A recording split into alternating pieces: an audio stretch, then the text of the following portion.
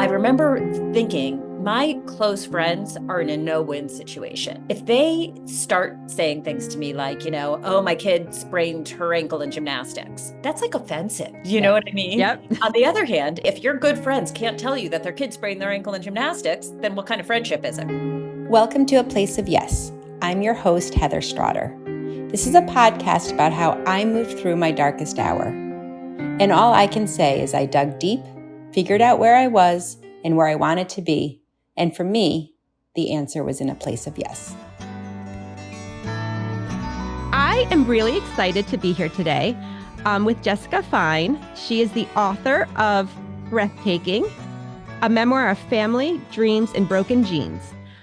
I just finished this book this morning, actually. I ordered it from our bookstore, and honestly, once I picked it up and started reading it, I could not stop. And can you talk, before I just start gushing about how wonderful the book is, can you talk a little bit about you and your story and kind of give my audience a little bit of a background of why I wanted you to be a guest on the show? Thank you for having me, and thank you for getting the book, and thank you for not being able to put it down, because those are all three great things. So Breathtaking is the story really of how my husband and I built a family, loved a family, and lost a lot of family along the way. We got married, met in college, got married a few years later. I mean, we definitely had a pretty long dating trajectory before we got married, but we then thought we were kind of going to follow a conventional path, and things, to say the least, did not turn out that way. So we went through many, many years of fertility treatments before we came to what turned out to be like best, most exciting decision to adopt our children. And we adopted 3 children from Guatemala. And we thought, now the surprises are over, and now we're going to go on that trajectory. But when our middle child, Dahlia, was 5, she was diagnosed with MERRF Syndrome, which stands for myoclonic epilepsy ragged red fibers. And it is an ultra rare form of mitochondrial disease. And and it's a degenerative disease, which was all just like foreign to us. Everything about what I just said was foreign to us. Mitochondria were foreign to us. The diagnosis was foreign to us. We didn't know what a degenerative disease meant. And when Dahlia turned 9, she caught a cold, and that cold landed us in the hospital for 3 months. And at that time, she lost a lot of functionality. She lost her ability to walk, to talk, to eat, to breathe without a ventilator. And when we came home, everything in our world was different. Our house was essentially an ICU for 8 years. Dahlia passed away 2 years ago, 1 week after her 17th birthday. And in that time, we watched as the disease took more and more of her functionality. She was an eyes-on patient, which meant myself or my husband had to have our eyes on her, or a trained nurse in her care at all times, 24/7. And we were both working also during this time. And we had these 2 other children. But really so that's kind of the plot, if you will. But what the book is about is how I went from being somebody who thought I could plan things and who was very comfortable in the world of I can fix this and believed that we had some control, to understanding that none of that is true. So how do we create a life of meaning and joy in the context of huge uncertainty, in the context of we don't have control? And how do we give ourselves, our family, our children a life of joy in the midst of the most unimaginably tragic circumstances? And how can those things live together? Well, there's something you say in the book, and you talk about how, 2 things can be true, and that you just kind of touched on that idea. And that's, I think, what connected the most for me. So my story has certainly some overlap and some similarity to you. My husband and I met, we got married, we had our son, Ethan, and then we wanted to have a boy close in age. And so then Jake was born, and we lived in Boston. He was born at, not Brigham and Women's. What's the other one? Why can I not? Beth Israel. And, Mhm. And we ended up wanting to move back to where my family was. My husband was the youngest of five. There were already a ton of grandkids, and I'm an only child. My mother's an only child. My dad only has two brothers. They're just only one who had kids. So like we're a small family. And as Yeah. soon as I had kids, I was like, I want to be home. Like I want my kids to grow up with my parents like close by.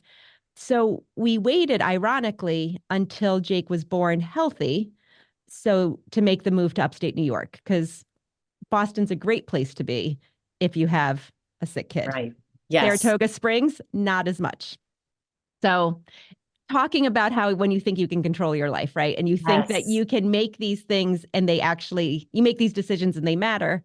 And then the universe shows you otherwise. So Exactly. when Jake was 8 months old, he had a seizure out of nowhere. Unconventional seizure. Like I didn't even know it was a seizure. It was just his hand twitching. I have to just tell you, I had that exact same thing. I had no idea that that was a kind of seizure, the hand twitches. So yes, lots of overlap here. And I just was like, this is weird, but it was a little bit that mom questioning, like, wait, there's something, this isn't right.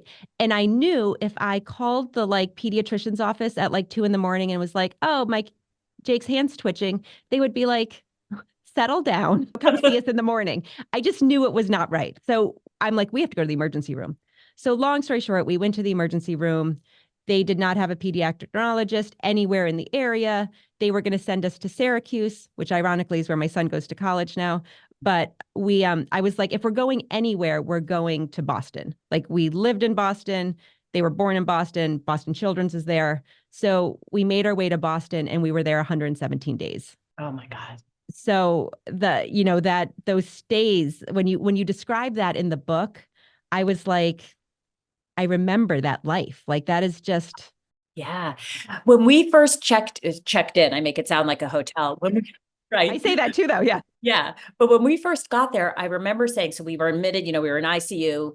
Dahlia actually got sick in Florida. So we also had to make our way to Boston. But once we got to Boston, it was 1 week before her 9th birthday. And I remember saying to the person who admitted us, I said, can you please just promise me we'll be home for her birthday? And he said, I can't do that, but you won't be in ICU anymore. He said, well, we were in ICU for more than 3 months. So we absolutely had her 9th birthday party in the ICU. Jake's first birthday party was at Boston Children's, not in the ICU on the floor, but still. Yeah. It's just this adapting to these moments, right? Like these moments, and you're having to learn so much. And to your point where you're like, I didn't even know what mitochondria was. Yeah.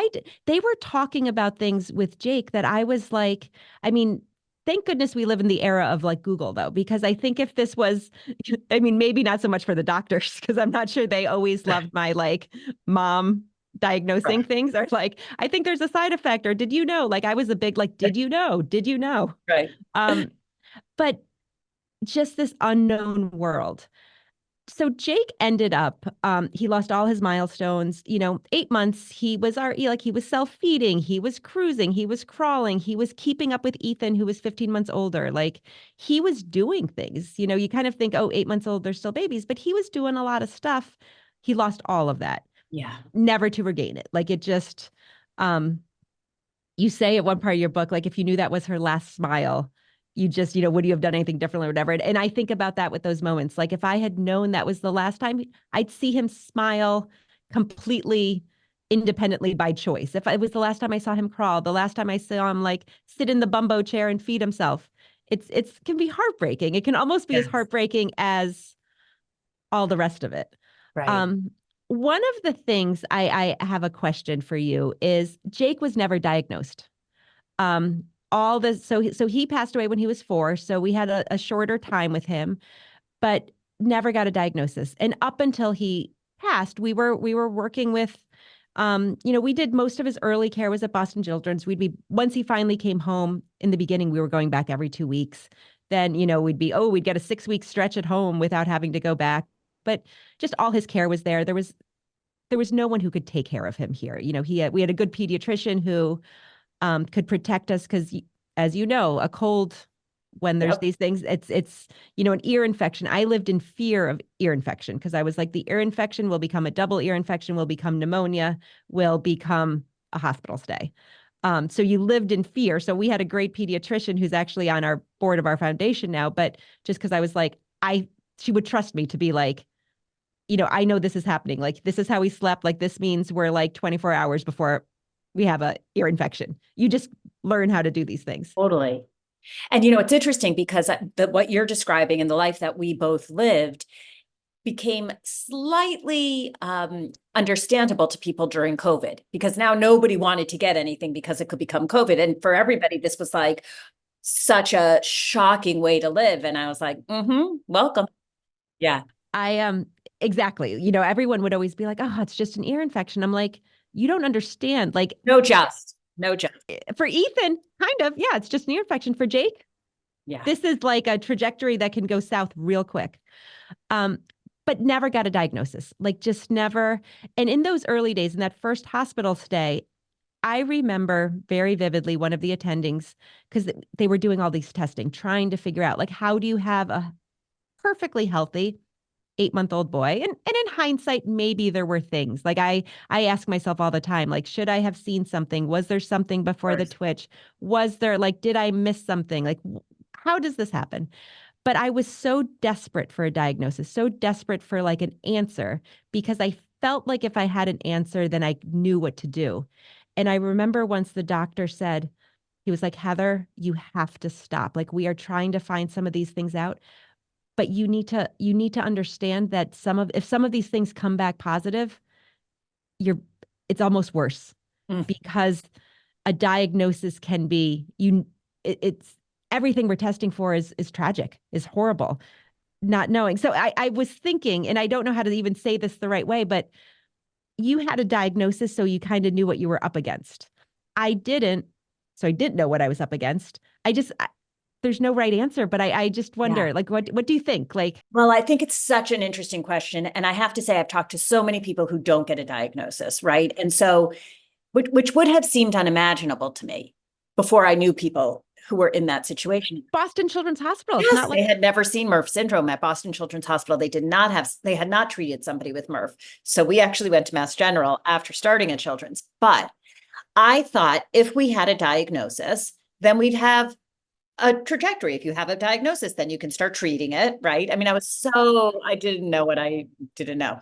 And in fact, you talked about Google, and Google is great and Google is like horrible, because we get this diagnosis and what they told us was we cannot begin to understand what the trajectory will be in terms of timing, in terms of intensity, because MERRF syndrome and many mitochondrial diseases can manifest in so many different ways. And sometimes it can be fatal, and sometimes you can just have migraines, right? I mean, and everything in between. And even within a single family, you can have people who have the same diagnosis and it manifests very differently. So they couldn't tell us the speed. They couldn't tell us where it was going to show up.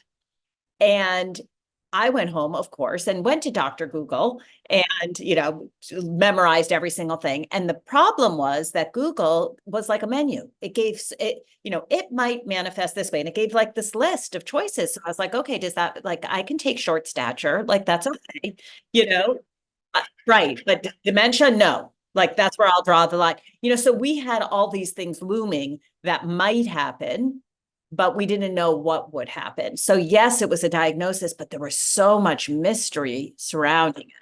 And then when she got her secondary diagnosis years later, which was a different kind of mitochondrial disease on top of the first, that was so rare that the doctors said they only had seen 6 cases like that in the world. Which is wild, because I do remember some of the testing being done. They were like, this test, there's like 2 people who have had this, maybe. Like, I mean, they're testing for things that is just, they don't know. Right? It's funny that you say Mass General, because we ended up, Jake's care, we switched to Mass General as well. Oh, really? We had reached a point where, and again, maybe it was a little bit of the non-diagnosis. So there was a little, like, I was a little naive. Like, I was like, there is no trajectory. So let's just forge ahead, and we ended up finding a doctor who specialized in the ketogenic diet. And it was something, there was like a program that was, I don't know that it was hard to get into, but I sent a very impassioned, like, mother email of like, I feel like you can help my child. And it worked. And we ended up, we started over there with neurology, and then he had some bone issues where just his bones broke. Like he in bed broke his femur one night, just slightly moving, like just had osteopenia. So it was just horrible, so we took orthopedic over there. Like there was just a few, like both great institutions. I felt that after I was more well-versed, which is a weird way to say it, but sort of once I knew sick, like I felt like Mass General felt it fit our family structure a little better. I get it. There was like one surgery that he was going to do at Boston Children's where they were like, he's going to probably be here 6 weeks and he's going to have to do A, B, and C before we can discharge him. And I was like, well, then we might as well move in forever because A, B, and C will likely not happen. Right. Whereas Mass General, they were like, no, we're going to try and do that. And we're going to get you out of here as soon as possible. And we're going to just because, like the longer you're in the hospital, the longer you're in the hospital. The longer you're in the hospital. And by the way, you had another child. I had 2 other children. We worked. I don't know if you both worked, but I mean, you have other things in your life and, your life shrinks so much when you're in the hospital, and everything gets put on hold, but there are some things that can't be put on hold. Right. Your other kids. So it's interesting. So we ended up moving sort of back to Boston that first day because at first I was very much like, and I remember you reading this a little bit or reading about this in the book, like when you guys were in Florida and you're like, okay, we're going to, like, you just keep thinking it's going to resolve. And when we were there, I was like, it's going to resolve, like it will work itself out. And so Ethan was with my parents for a while, like they would drive him down, but then it became clear that we were here for the long haul. So we ended up having like a hotel room. So my husband stayed every night at the hospital, never, like for the 170 days, like didn't leave it once. And it reminded me a little of your husband. Like he was that guy, right? Like at 2 a.m. It wasn't me. And that's unusual. I mean, for us, the nurses and doctors were shocked. They'd always be so complimentary of him too. Like, oh, Dad, which I'm sure if I was doing the exact same thing that he was doing, nobody would have said anything. Right. Yeah. I was good first thing in the morning because I would get there. I'd always want to get there for rounds and I'd be like, okay. And I would remember stuff that like Brian wouldn't, for instance, like Brian would be, he was on guard. He was making sure that nothing happened on his watch. I was more like, wait, you tried that medicine once before. It didn't work. Like I was like Yes. Yeah. I love when there's like a complementary skill set, which we definitely had, and it served us so well. And temperament. And that was really important as well. Absolutely. It's so hard to share this part of your life with even the closest friends and family though, right? Because nobody gets it. Nobody gets it. And I always would feel like almost like people would eye roll at me when I'd be like, you just don't get it. But you really just don't get it because there's all those things you said, right? About like work and the other siblings and just life. And that is one reason. There are many, but that's one reason why I wanted to write the book, because I feel like so many of us, more than one would think, are living this life and people can't get it. And you can't go out for coffee and explain it. So maybe if you sit for a couple of hours and get into somebody's head who's going through it, you can understand it. Understand it more. Because I do. I always think, and when I talk to other families that we've worked with or people on this podcast, the theme that keeps coming up is loneliness, right? Because you're just lonely. And that's why it's so great, because when you do meet somebody, like I feel like you and I have known each other for years, right? We just get it. We understand where the other one's coming from. So I do think there's such beauty in bringing people together. And I don't think it has to be over the same disease, right? I mean, you are in an undiagnosed situation. It doesn't even matter. We understand what it means to be in the hospital for more than 100 days. We understand what it means to be trying to juggle, so yeah. And, but I think the loneliness one is so interesting because we feel like people can't get it. And even people who want to be part of it, it's hard. It's hard for us and it's hard for them. And I know very early on, before Dahlia got really sick even, but after her diagnosis, I remember thinking my close friends are in a no-win situation, because if they start saying things to me like, oh, my kid sprained her ankle in gymnastics, that's like offensive. You know what I mean?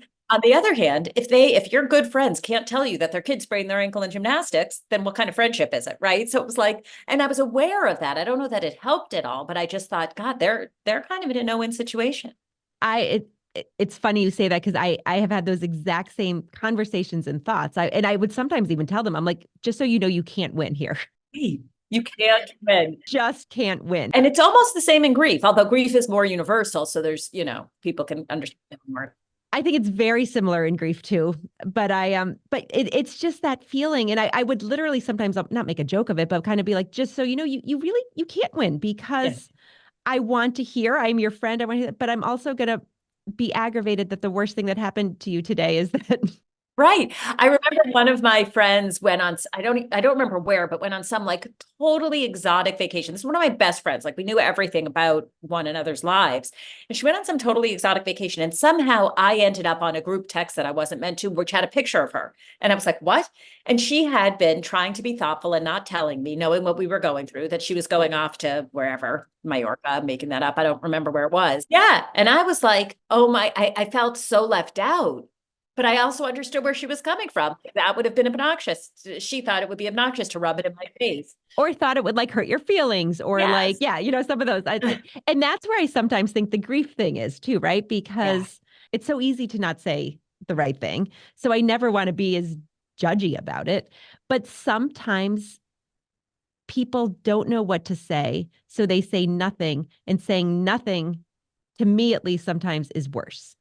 I think saying nothing is worse. I think and so I, by the way, write a whole column for Psychology Today called Grace and Grief on these topics. Like, what do you say? More important, what should you not say? I mean, we had somebody at Dahlia's funeral say, I have a daughter that age. I just can't imagine. It was like, well, that's great. I'm really glad you don't have to. I mean, we were at and it makes you want to like get violent sometimes. Yes. Right. And they're just trying their best and they're trying to like, that. And yet people say, just, inadvertently really hurtful things, and they're trying. And the crazy thing about grief is I always think like, okay, every person is going to grieve at some point. Like we're all going to be grievers, but we're so awkward and weird about it. And that is one of the things where I just want to talk about it more. And I don't know that I did in the beginning, but I just feel like the more we talk about these things, then hopefully the less weird it is.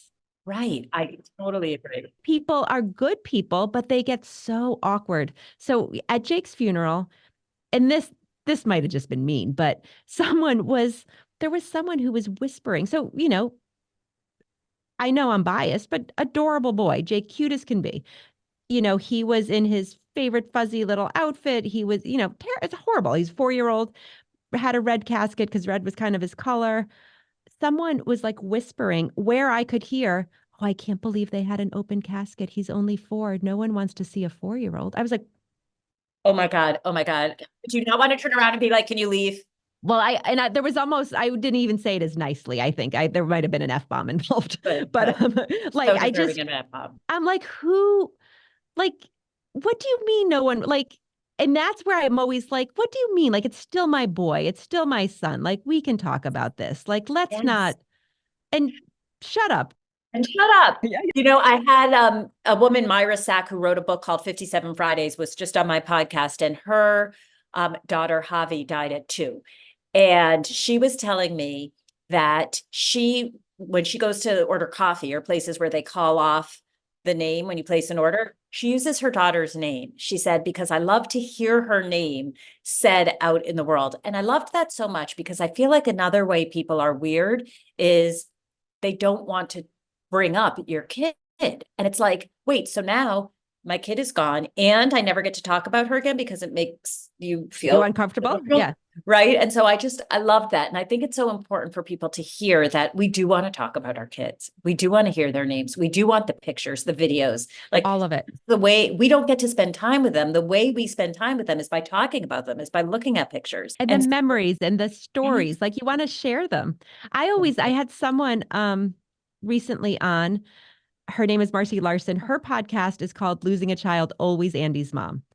And she's done like 244 podcasts, all of them with bereaved moms, really. And she records it from her son's bedroom.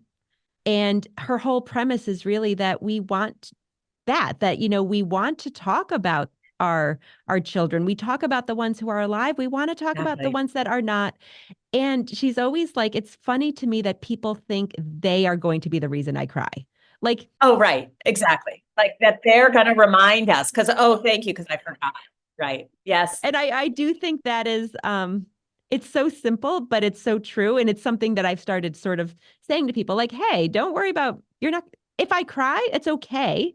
Yes. And B, it's not you don't have that power. Like, I'm sorry, but you don't, Yes. I like that. Yeah. Yes. You don't have that power. Like, and you're not reminding me, right? Like, it's not like, Right. oh, right, we forgot. Right.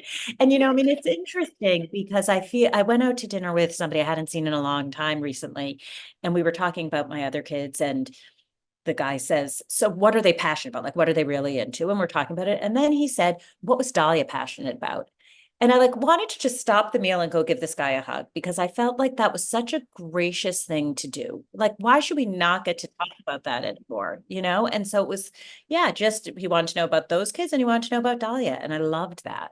I love that too. I because it's very uncommon. Yeah. It's so uncommon.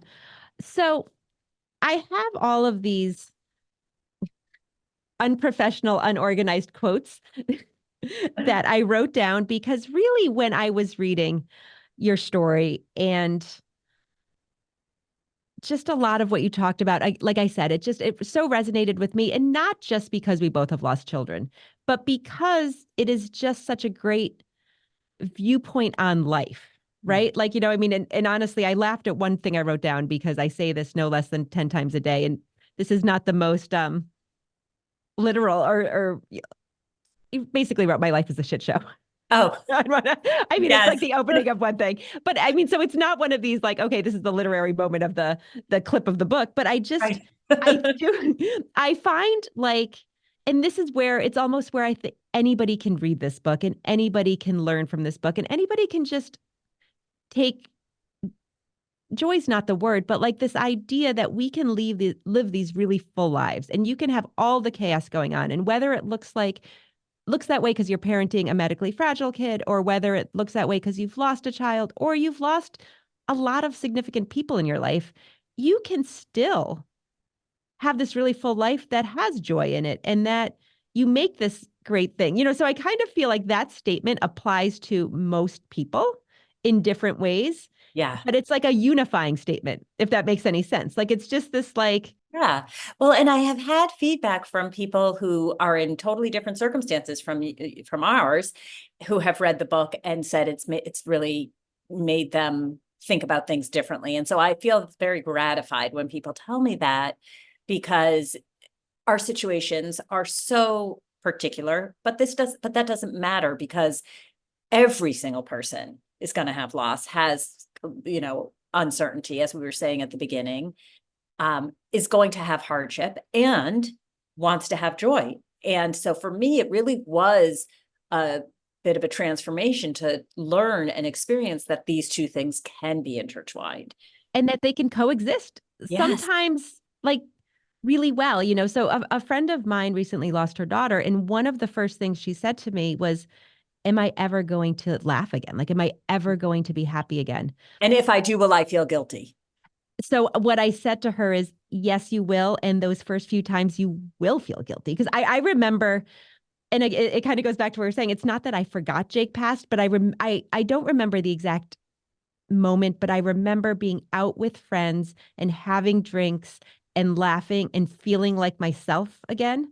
And for a minute, not being like not identifying totally with that soul crushing feeling that I had just Yes. didn't think would ever leave. And I remember then almost feeling more heartbroken that even I had found this moment, right? Like where I could just not be drowning in it. But then also that's okay. So that's kind of what I said to her. I was like, you're gonna have it. I promise you, like, and then you're gonna feel a little bad about it, maybe, but then you're gonna learn to exist with these two very big parts of your life. Mhm. It's life where you can be full and happy, and this life where you will never fill that hole. Like, and some Right. things will happen in your life that it's funny. Ethan went to college in August. He's already back home, but like, I could not feel different, right? This is what you raise kids to do. This is sort of the thought of like, they are supposed to go off and go to college and do the thing. I had about 3 weeks where I was broken. I mean, like super dramatic, but I didn't remember feeling that way since Jake died. And it just, and my mind knew that it wasn't the same thing. Like I was like, he's at college having fun. Like he's 2.5 hours away. Like this is not like, I knew it wasn't the same thing, but it was weird. It was this weird thing where all of a sudden I had to like retrain myself and I had to teach myself like, Heather, this is normal. This is good. This is life. Like this is what you were parenting for. But it almost, I think, was part of the grief, because part of it also made me remember, and it was the grief of Jake passing, but it was also this grief of this life that I did not have, because the life I was supposed to have had Ethan going to college and Jake home for his senior year. Right. And having that single year of Jake. Like that's why you had the boys close together. That was always our plan. And I almost think that some of that, it certainly wasn't harder, but it hit me really unexpectedly and like crushed me. Yes, I've had that experience too. I totally get it. And I think, nothing great can happen without there being this little, sidebar of, but what, I had been through quite a bit of loss. And after I've lost both of my sisters. When my first sister died, shortly after, my now husband proposed to me. And I mean, that moment to me sums up more than any other the two things living together, because I was over the moon excited and whatever, and devastated right at the exact same minute. Of course, I wanted it.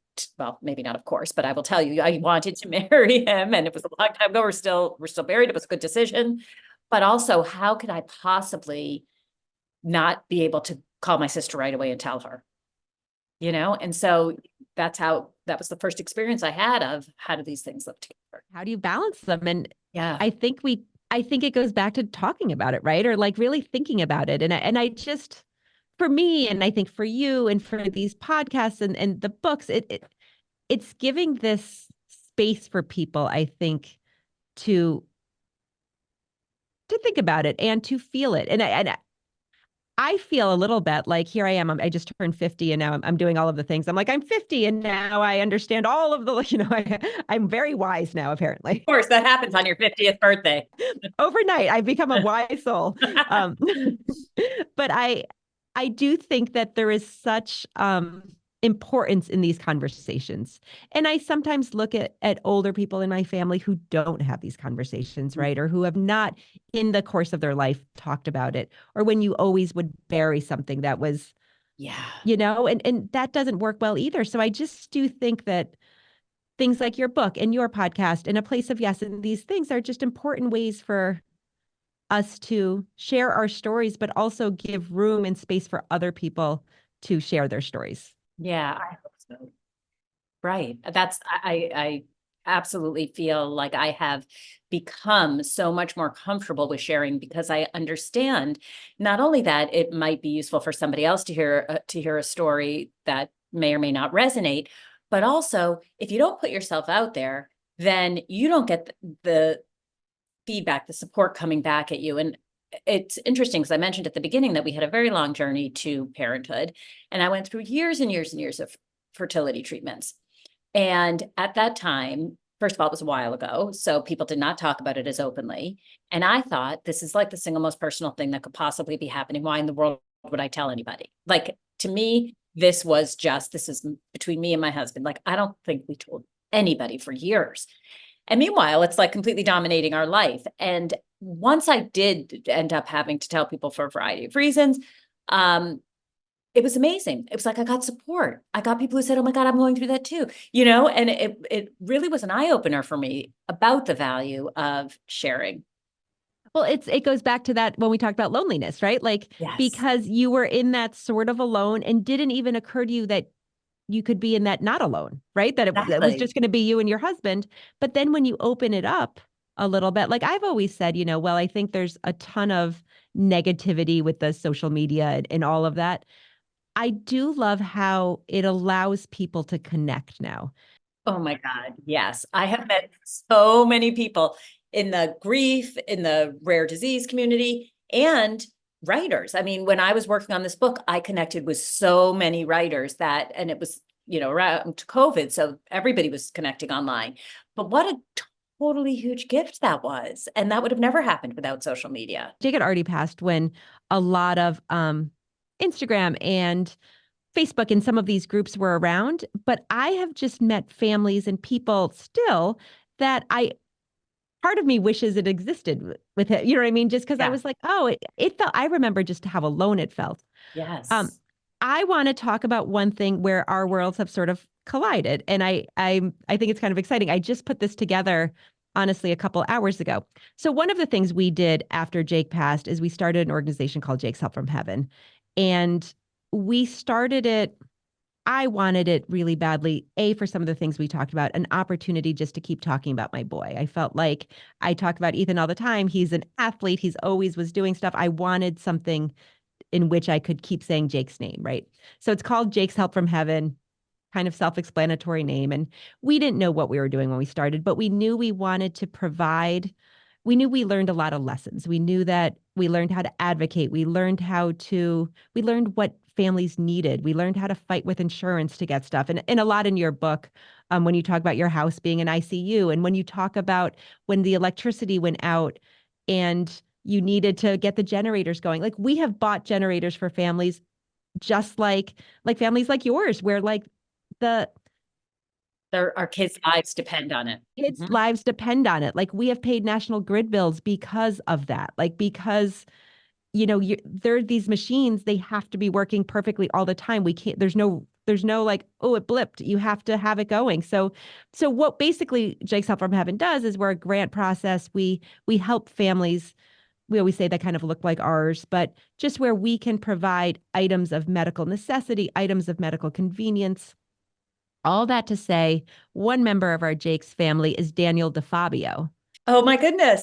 Wow. Okay. When I was reading your book, I was like, hey, I know that name. And then I was like, oh, wait, for some reason, when I'm reading it, and it's such a beautifully published book, I was like, oh, this can't be our worlds colliding, da, da. And then I was like, wait, but she lives in Framingham in Boston and we're here. So it's not that far. And then I looked at same Daniel DeFabio, Lucas, we did a ramp for him. We had done some other things. Oh, wow. Well, I have such a great story of how we met. So there is a terrific organization that you might know called Magic Wheelchair. I saw it at the end of your book and I did not know it beforehand. So the first couple of Halloweens when Dahlia was in her wheelchair, we made amazing costumes incorporating her wheelchair. But it was just, my family, like sitting in our living room, kind of cutting things out and whatever. So we made like Elsa's sleigh and whatever. But in researching that, I came across an organization called Magic Wheelchair. And what they do is they take families where there's a child who's in a wheelchair and the families apply for this, and they find local volunteers who might be professional artists, professional builders, or just, great people who want to do this, who build these spectacular, spectacular costumes based on incorporating the wheelchair. This is so important because you might not think about what a kid in a wheelchair is going through on Halloween. Everybody's running up and down trick-or-treating, and the child's in the wheelchair, which maybe they can't even wheel up to the house. Maybe they can't eat like Dahlia couldn't. I mean, there's so many things working against them experiencing this holiday. So at any event, we met with these terrific people, and Dahlia wanted to have a My Little Pony wheelchair, which is just the most amazing thing that they built. And the folks from Magic Wheelchair ended up contacting us and said, the Rare Disease Film Festival is happening in Boston, which was being run by Daniel DeFabio. We had no idea who that was. And we would like to unveil Dahlia's wheelchair there. So that's how we came together. And, they say, yeah, we became good friends. That's so I sent him a message right before because I like I said I was like I know the name and then I was like we have in the course of Jake's now we've worked with like 1,000 different kids but I was like I know that name and I was like this would make sense. Yes. So I there we go. love that. I Isn't love that. that I great? thought where you were going to go with it when you were talking about your organization was to ask about Dahlia's Wish, which Which I is, would like to talk about too because that's pretty cool. yeah, I'm so excited. So this is with Mito Action, which I'm on the board for Mito Action. And what we do is we send kids who have a confirmed mitochondrial disease diagnosis to Give Kids the World Village, which for people who don't know, if you go on a wish trip to Disney, which we did through Make-A-Wish, you stay in this most miraculous place called Give Kids the World Village. And that's your home base. And you don't really even need to go to the parks because that place by itself is so magical and Incredible. totally accessible and run by volunteers, and all the other families there look like yours. And it's just such a great, great place. So now through Dahlia's Wish, we send a number of families every year to That's Disney awesome. to Give Kids the World Village. That's awesome. It's just don't you love like so for me a lot of the I always say, people are always like, oh, you've turned such a tragedy into something great, blah, blah, blah, blah. And I'm always like, well, it's actually a little bit selfish because I love, like, this is the world I know. And Jake's been gone 13 years now, but it's still the world I know. Like, I understand things. Like when, Jake didn't have a trach, but I know a lot of kids that did. I know that, in that fear, right, of like, when you talk about like when her room became an ICU, like there are things that I can remember like it was yesterday. Like when we had to change a feeding tube or when we had to like just do these things. And I remember also it becomes a time when it doesn't become scary anymore. And that's almost sad in its own way, right? Or like weird in its Right. own way. God, that's so funny that you brought up that particular example because the day we got home from the hospital, Dahlia's G tube, so that's for people who don't know, that the feeding tube in her belly popped out. And oh my God, like we thought we had to go back to the ER. Now it turns out that's really not an emergency. And it really takes about 3 seconds to put it back in. But it was the scariest, scariest, scariest thing. Then, I mean, changing the trach tube, that's life and death. And I'll never forget one night my husband was making dinner. He was like cooking a chicken. And at the same time, he like put that on hold for a minute, went him, scrubbed up and changed her trach and then went back to cooking the dinner. I was like, oh my God, our lives have changed. It's like you have those moments, right? Where you're like, Yeah. okay, like, Yeah. wow, it's quite a journey. Yeah. The book. So you're kind of on a little bit of a tour, it seems like, or I saw you're going to Los Angeles. Like, I'm going to Los Angeles. Yes, if anybody is listening, well, depending on when this airs, but I will be in LA at Zibby's Bookshop, and I'm going to be in Ann Arbor at Literati, and I'll be in New York over the next, I have it kind of scheduled over the summer. And of course, if you're in the Boston area, there is no shortage of great conversations happening around the book because I'm in Boston. So it's only been 2 weeks. So I don't know. So far, it's been great. I mean, what I love is being able to have conversations with people who have read it. And again, people who read it and are like, oh my God, I felt like you were describing so much that we could relate to, oh my God, this is so different from my life. And yet, so I really have enjoyed it. Again, it's 2 weeks in, but no, hey, it is an awesome accomplishment. It is so great. I am so happy that I like randomly sent you a message one day. I am so happy that you did that too. I remember it was kind of funny. Like I was, with the podcast was relatively new and I was I don't even remember how I like found you, but I was like, and it's again, the good things of social media, right? Like I find some of it, raising teenagers, there's a lot of negative around it, but there is also just this world where I was so happy, and I was like, I remember we were actually in Montreal and we were about to go out for a cocktail and I was like, nope, I'm going to send like 3 emails out and I'm just, I'm going to plug the podcast, see what we can do. And before we left to go downstairs, you had replied and I was like, all right, now we have something to celebrate. Like, let's go have a Oh, I drink. love that. And now we get to have you come on my show too. So I want to say that ambiguous grief is something that I didn't even know about until recently. And so now I feel like it's all I want to talk about. I feel the exact same way. And I have written about it. I also would recommend a terrific book by Stephanie Sarrazin on ambiguous grief, a very different kind of grief than you and I have experienced, but she's so smart, and her book is Soul Broken. And that's on ambiguous grief. But the funny thing about this whole term is I had never heard it before. And I was asked to speak on a panel about ambiguous grief. This was some years ago. And I said, yes, because, you know, we want to be sharing our stories and we want to be spreading awareness. But I got off the phone and I Googled what's ambiguous grief. And it was like the skies opened and, you know, angels started singing, because it was like, oh my God, I read about ambiguous grief, which for people who don't know is the grieving the loss of somebody who is still here. It can mean one of two things. It can mean either the person is still alive, but they are not with you physically. Maybe they're a prisoner of war or something like that.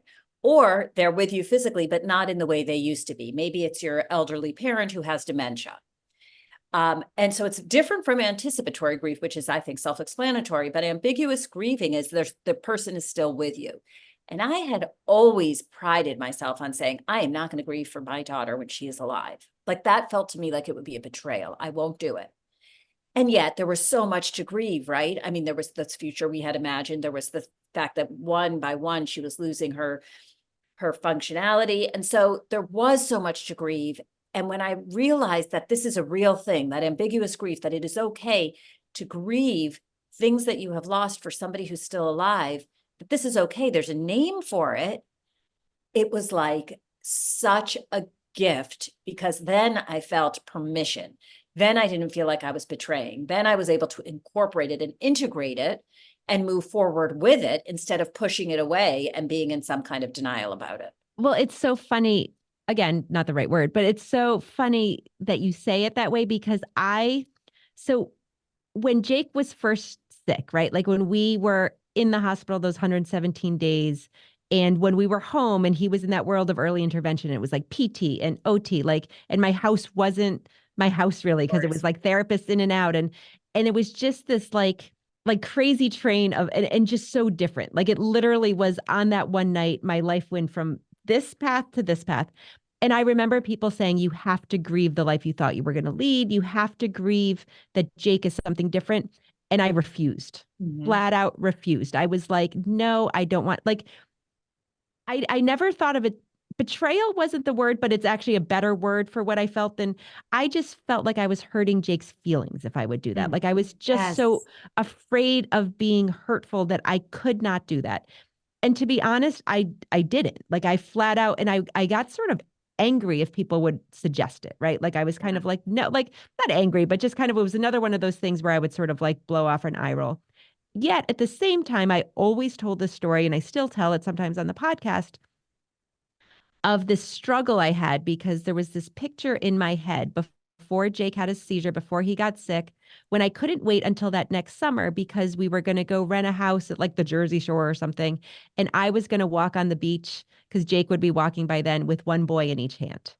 And it was just this picture of almost like what was going to be like my dream, right? Like life goals, whatever you want to call it. Yes. And one of the things that I would cry about was that never was going to be real. Like, there was zero chance of that happening in my life.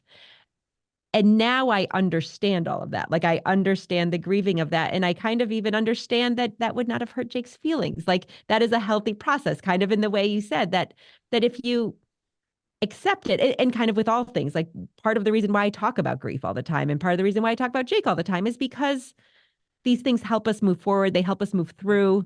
They help us exist, you know.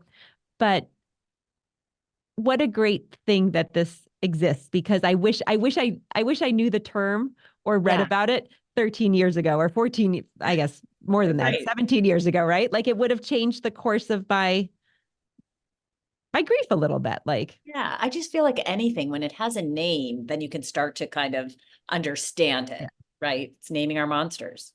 Exactly. There's a name, and you're not alone in it again, I think. Because I think for me, there was also guilt with it. It was kind of like, oh, does anyone else feel this way? No, like, I'm not going to do the, and even though they were professionals sort of telling me that, in some ways I had to listen and be dependent on some of these professionals for so much. I was like, stay out of my personal life. Like, just don't tell me what to feel, you know?